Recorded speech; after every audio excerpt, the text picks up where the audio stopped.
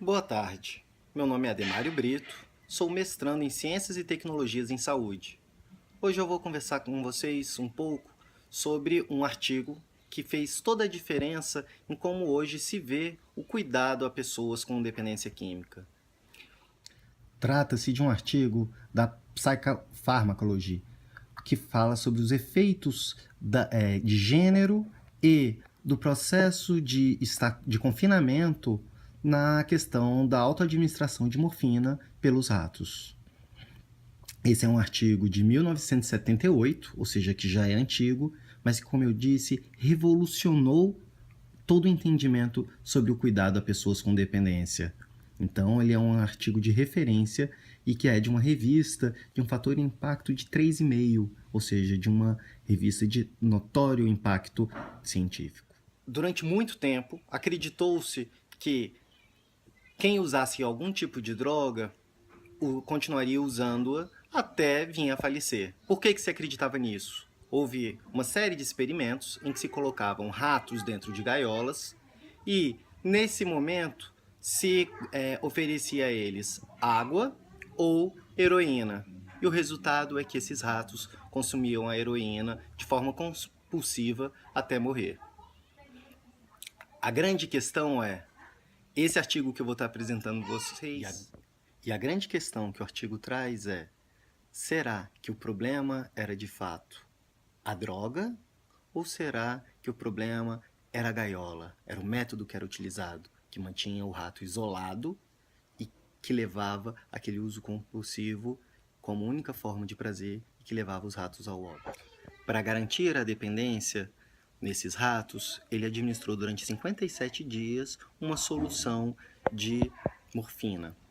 Então, a partir disso, ele colocou esses ratos, alguns em uma gaiola, onde ele ficaria isolado e haveria água e morfina à disposição, e outros em um espaço amplo, onde haveriam outros ratos, haveriam atividades, rotinhas, a possibilidade desses ratos fazerem sexo com outros ratos, brincarem, e ele foi verificar como esses ratos se comportavam nesses dois ambientes. Aqueles que estavam no ambiente da gaiola, isolados e que só se apresentava água e a morfina, eles consumiram compulsivamente a morfina.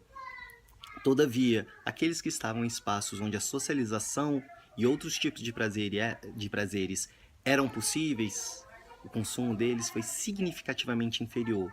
Nenhum deles morreu por consumo abusivo da morfina. Essa pesquisa de Alexander traz à tona a grande questão que tem a ver com todo o novo olhar que se vem construindo sobre o cuidado em saúde mental, em particular na questão de álcool e drogas. A questão é que não é a substância por si própria que é terrível, como se diz sobre o crack. Não é a substância por si própria que leva a pessoa a um consumo frenético, a um consumo compulsivo, a um consumo que vai levá-la a óbito. Existem outras questões, que no caso dos ratos se mostrou muito claro quando eles tinham outras oportunidades de lazer e de socialização, o consumo era incrivelmente menor do que aqueles que estavam em isolamento. Então a grande questão é até que ponto os nossos isolamentos estão fazendo com que a gente também tenha o consumo tão compulsivo de drogas na nossa sociedade. Mas aí eu já fujo um pouco, claro, do artigo. Voltando especificamente ao que a Alexander nos trouxe, a sua grande pergunta era: será que o problema do uso compulsivo que se verificava era uma questão do método utilizado? Ele consegue provar que sim. O método de manter esses ratos isolados levava ao consumo abusivo. Não era a simples oferta da substância. Não era a droga por si própria que levava aquele consumo abusivo. Mas o problema, como se diz, o problema era a gaiola. O problema era o fato dele estar confinado. Uma vez que o ambiente que foi proporcionado ao rato era outro, o resultado também foi outro. Então, ele conseguiu trazer a conclusão de que a droga por si mesma, ela não levava aquele processo de compulsão tão intenso.